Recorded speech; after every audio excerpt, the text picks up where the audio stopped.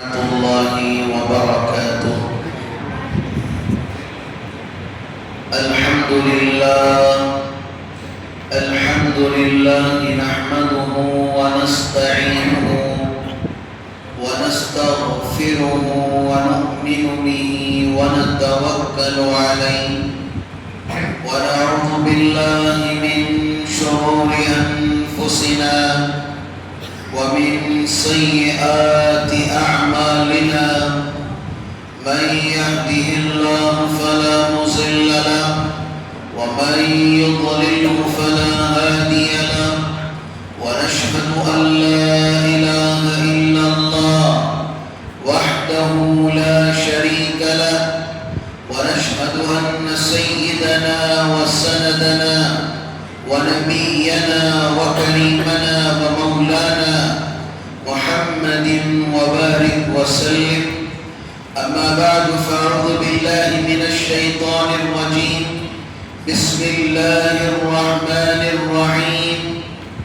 ألف لام ميم ذلك الكتاب لا ريب فيه صدق الله العلي العظيم. وقال النبي صلى الله عليه وسلم الصلاة عماد الدين أو كما قال النبي صلى الله عليه وسلم. محترم عزیز بزرگوں اور دوستوں، اللہ کا بڑا ہی کرم اور احسان اور فضل ہے کہ اللہ رب العزت نے مجھے اور آپ کو رمضان المبارک جیسا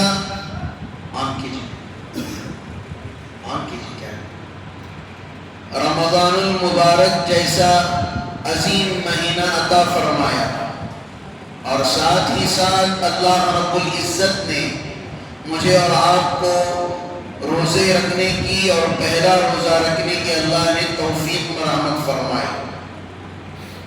برادران قوم و ملت اور عزیز بزرگوں دوستوں، میں نے جو آیت آپ حضرات کے سامنے پڑھی ہے، الف لام میم ذالک الکتاب لا ریب فیہ، قرآن مجید وہ کتاب ہے جس کے اندر کوئی شک و شبہ نہیں ہے. یہ اللہ کا کلام ہے، یہ کسی اور کا کلام نہیں ہے. میری بات جھوٹی ہو سکتی ہے، میرے باپ کی بات جھوٹی ہو سکتی ہے، میری لکھی ہوئی کتاب جھوٹی ہو سکتی ہے، دوسروں کی لکھی ہوئی کتاب جھوٹی ہو سکتی ہے.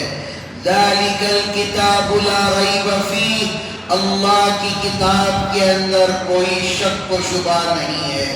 اس کا ایک حرف سچا ہے، اس کی ایک آیت سچی ہے، اس کا زبر زیر پیش سچا ہے. تو یاد رکھیے، ہمارے ذہنوں کے اندر اور ہمارے وہم و گمان کے اندر بھی یہ بات نہ آ جائے کہ قرآن کے اندر کوئی شک و شبہ نہیں ہے، اس لیے کہ میرا اور آپ کا کلام نہیں، یہ اللہ کا کلام ہے. اللہ نے توریت اتاری، اللہ نے زبور اتاری، اللہ نے انجیل نازل فرمائی. یہ کتابیں ایک ساتھ نازل ہوئی، لیکن کوئی کتاب تبرانی میں آئی، کوئی الگ الگ زبان میں آئی. لیکن یاد رکھیے، قرآن مجید وہ اللہ کی زبان میں زمین پر نازل ہوا اور حضرت جبرائیل علیہ السلام نے کرا، اللہ کی زبان میں اترا. اللہ کا کتنا ہی کرم اور احسان ہے. پہلے کتابوں کے جو حافظ ہوتے تھے صرف انبیاء ہوتے تھے، لیکن قرآن مجید کے حافظ آج کا 7 سال کا بچہ بھی حافظ، 17 سال کا بچہ بھی حافظ، اور 70 سال کا بوڑھا بھی حافظ، 100 سال کا بوڑھا بھی حافظ ہے. یہ حضور کریم صلی اللہ علیہ وسلم کی یہ شان ہے. آج آپ کے امتی میں سے بچہ بھی حافظ، بڑا بھی حافظ، بوڑھی بھی حافظ، ماں بھی حافظ، بہن بھی حافظ، سب حافظ بن سکتی ہیں. یہ خصوصیت ہے قرآن مجید کے ساتھ. عزیز بزرگوں دوستو، قرآن کریم کا پڑھنا اور پڑھانا کوئی معمولی کتاب نہیں ہے۔ لوگ انجینئرنگ پڑھتے ہیں، لوگ SLC پڑھتے ہیں، ڈگریاں حاصل کرتے ہیں، لیکن یاد رکھیے قرآن کی ایک آیت کا سیکھ لینا بہت زیادہ ثواب رکھتا ہے۔ اللہ کا شکر منانا چاہیے، اللہ کا احسان منانا چاہیے کہ قرآن مجید پورا ہمارے سامنے موجود ہے۔ اس زمانے کی اگر بات کی جائے تو صحابہ کبھی پتھروں پر لکھ لیتے تھے، کبھی چمڑے پر لکھتے تھے، کبھی دیواروں پر لکھ لیا کرتے تھے، کبھی کسی اور چیز پر لکھ لیا کرتے تھے تاکہ قرآن کو محفوظ رکھا جائے۔ آج پورا قرآن ہمارے پاس ہے لیکن پڑھنے کی توفیق نہیں ہے۔ صحیح بخاری کی حدیث کے اندر اللہ کے رسول صلی اللہ علیہ وسلم نے فرمایا جب رمضان المبارک آتا ہے اذا جاء فتحت ابواب الجنہ، جب رمضان آ جاتا ہے کیا ہو جاتا ہے؟ کیا ہو جاتا ہے؟ جنت کے دروازے کھول دیے جاتے ہیں۔ آپ کے ایک آمین پر بھی فرشتے بھی آمین کہیں گے، ایک لفظ اللہ سے مانگیں گے تبھی بھی آمین کہیں گے۔ اللہ نے فرشتوں کو یہی کام کے لیے لگا دیا ہے۔ کل میں نے ایک آیت پڑھی یا ایھا الذین آمنوا کتب علیکم الصیام کما کتب علی الذین من قبلکم لعلکم تتقون۔ اس کا عنوان کل جمعہ میں بتاؤں گا ورنہ وقت لمبا لگ جائے گا۔ اب یاد رکھیے چند روزے کے مسائل ہوتے ہیں جس کا ہمیں معلوم ہونا ضروری ہے، ہونا بھی چاہیے۔ لوگ پوچھتے ہیں کب پوچھتی؟ 15 روزے ہو گئے بعد پوچھتی۔ کتنے روزے کے بعد؟ 15-20 روزے ہو گئے بعد پوچھتی حضرت کیا کرے تو روزہ نہیں ٹوٹتا، کیا ہوا تو روزہ نہیں ٹوٹتا؟ تو یاد رکھیے میں نے ایک چٹھی ہی بنا لی ہے اس کی کن کن چیزوں سے روزہ ٹوٹ جاتا ہے اور کن سے نہیں ٹوٹتا۔ آنکھ میں دوائی ڈالتے ہیں اس سے روزہ نہیں ٹوٹتا، پہلی بات۔ کیوں؟ اس لیے کہ جب آنکھ میں دوائی ڈالتے ہیں تو محسوس تو ہوتا ہے لیکن پیٹ میں داخل نہیں ہوتا، پیٹ میں داخل نہیں ہوتا۔ اور سرما لگانے سے بھی کیا نہیں ہوتا؟ روزہ نہیں ٹوٹتا۔ لوگ سرما لگا لیتے ہیں، لگاتے ہی نہیں لگاتے سرما، لیکن ڈر جاتے ہیں۔ کوئی ایسے ویسے علماء بھی ہیں چند ایسے ناٹک والے کہتے ہیں سرما لگانے سے روزہ ٹوٹ جاتا ہے، اس لیے کہ آنکھ میں سرما چلا جاتا ہے جس کی وجہ سے نہیں ٹوٹتا۔ کیوں؟ بیکار کی باتیں۔ کان میں دوا ڈالنے سے اس میں علماء کا اختلاف ہے۔ چند علماء کہتے ہیں کہ روزہ ٹوٹ جاتا ہے، چند کہتے ہیں روزہ نہیں ٹوٹتا۔ پہلے جو ہمارے اکابر علماء تھے وہ کہتے ہیں کان میں ڈالنے سے سیدھا کہاں چلے جاتا ہے؟ پیٹ میں چلے جاتا ہے، یا فوراً کہاں چلے جاتا ہے؟ دماغ میں چلے جاتا ہے۔ جو چیز دماغ پر پہنچتی ہے وہ ظاہر ہے پیٹ میں پہنچ کر رہے گی رگوں کے ذریعے، اس لیے۔ لیکن سائنس کی تحقیق ٹیکنالوجی کہتی ہے کہ روزہ کیا نہیں ہوتا؟ ٹوٹتا نہیں۔ بہتر ہے کان میں نہ ڈالیں، سائنس کا سب نہ ہم بہتر کیا ہے؟ کان میں کیا نہ کریں؟ دوائی نہ ڈالیں۔ بعض لوگ دوائی ڈال لیتے ہیں اس کے بعد اگر پوچھتے ہیں، ڈالنے سے پہلے کر پوچھنا چاہیے۔ ڈرپس لگانا ایک ایسا ہے، ڈرپس لگاتے ہیں اس سے بھی کیا نہیں ہوتا؟ روزہ نہیں ٹوٹتا۔ انجیکشن لگانے سے بھی کیا نہیں ہوتا؟ روزہ نہیں ٹوٹتا۔ اور انسولین شوگر کے لیے لیتے ہیں اس سے بھی کیا نہیں ہوتا؟ روزہ ٹوٹتا نہیں۔ بال کاٹنا کیسا ہے، ناخن کترنا کیسا ہے، اس سے بھی روزہ نہیں ٹوٹتا۔ جسم یا سر پر تیل لگانا، یہ تیل کا بڑا مسئلہ ہے بھی، اللہ عبادت فرمائے۔ لوگ کہتے ہیں سر میں تیل ڈالنے سے وہ دماغ میں گھس جاتا ہے، کب گھسے ابھی نہیں۔ ہمیں ہر چیز کا جاننا ضروری ہے، اس لیے میں نے کہا کہ میں اس رمضان تفسیر نہیں کروں گا، ہم اپنے مسائل پر تذکرہ کریں گے تاکہ ہمارے اندر وہ چیز آ جائے۔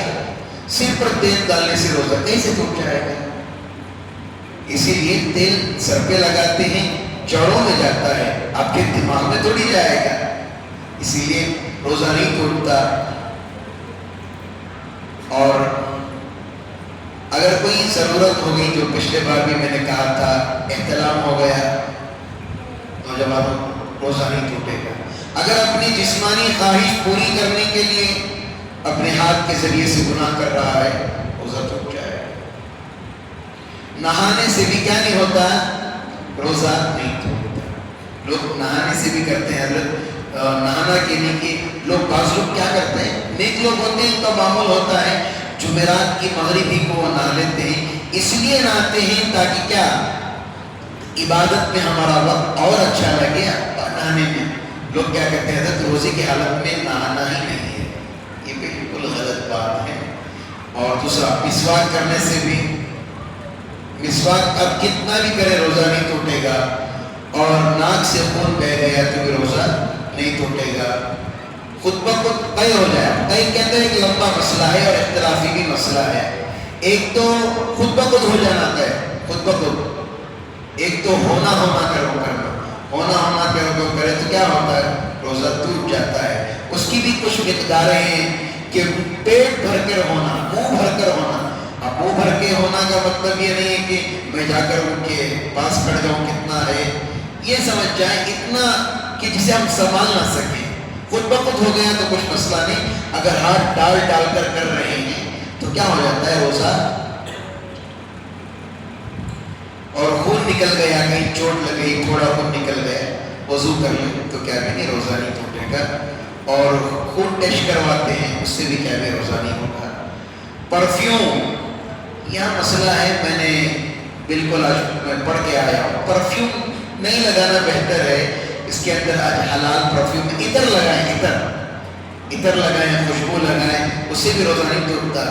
احتیاط، ساری چیزوں سے روزہ نہیں ٹوٹتا، مطلب یہ نہیں کہ پورا کرنے کو بیٹھ جانا، احتیاط کے طور پر ہم یہ چیزیں آپ کو بتا رہے ہیں۔ آپ خوشبو لگائیں، سونگے روزہ نہیں ٹوٹتا، نہیں لگا کر آپ سونگنے کو بیٹھ رہی ہیں، وہ سر پہ جا رہی ہے، وہ یہ بالکل غلط بات ہے، یہ بالکل صحیح نہیں ہے۔ زیادہ رمضان میں عطر کا استعمال کریں، ایسے عطر کا استعمال کریں جس سے بازو والے کو تکلیف نہ ہو۔ کون سا شیخ ہو عطر؟ شمامہ، وہ مردیاں کو لگاتے ہیں، لوگ لگا کر جوش میں آ کر پہلی صف میں کھڑے ہو جاتے ہیں، اور وہ جس کی وجہ سے، اس کی زیادہ پاور ہونے کی وجہ سے بازو والوں کو تکلیف ہوتی ہے۔ اللہ کے رسول صلی اللہ علیہ وسلم نے فرمایا، کسی چیز سے بھی مسلمان کے ہاتھ اور پیر سے ہی نہیں بلکہ ہر ایک چیز سے مسلمان کسی کو تکلیف نہ پہنچائے۔ عطر بھی ایسا لگائیں جنت الفردوس سے، لائٹ عطر، جس سے ہمیں بھی خوشبو اچھی لگے، امام صاحب کو بھی اچھی لگے، سب کو اچھی لگے، اتنا بھی زیادہ نہ لگے جس سے سر میں درد ہو جائے۔ عطر میں بھی الگ الگ طریقے ہیں، آپ عطر لگائیں گے تو کسی کو سردی ہو جائے گی، کسی کو سر کا درد ہو جائے گا، یہ تمام مسائل ہیں۔ اور ناک میں دوا ڈالنے سے روزہ ٹوٹ جاتا ہے، ناک میں دوائی ڈالتے روزہ ٹوٹ جاتا ہے۔ سگریٹ تمباکو پینے سے کیا ہو جاتا ہے، روزہ ٹوٹ جاتا ہے۔ کسی صاحب نے کہا، حضرت میں بھول کر کسی حالت میں پی لیا، بھول کر کیسے ہو سکتا ہے؟ بھول کر پانی پی لے تو الگ بات ہے، بھول کر کھانا کھا لینا یہ کو سی بھلاٹ ہے، یہ بالکل بھلاٹ نہیں کہتی، الگ ہے۔ یہ تمام چیزوں کا خیال رکھیں۔ انہیلر کا استعمال بہت سارے لوگ استعمال، انہیلر معلوم ہے کیا ہے انہیلر؟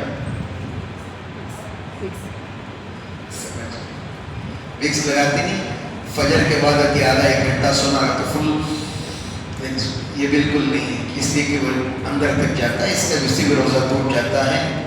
اور باقی اور بھی مسائل ہیں، اللہ پاک سے دعا ہے اللہ تعالیٰ مجھے اور آپ کو ان تمام کہی ہوئی باتوں پر اللہ عمل کی توفیق عطا فرمائے۔ دیکھو الحمدللہ بیٹھے بیٹھائے کتنی چیزیں معلوم ہو گئی، انشاءاللہ تفسیر کریں گے نہ وہ اس کا ترجمہ آپ کو سمجھ میں آئے گا۔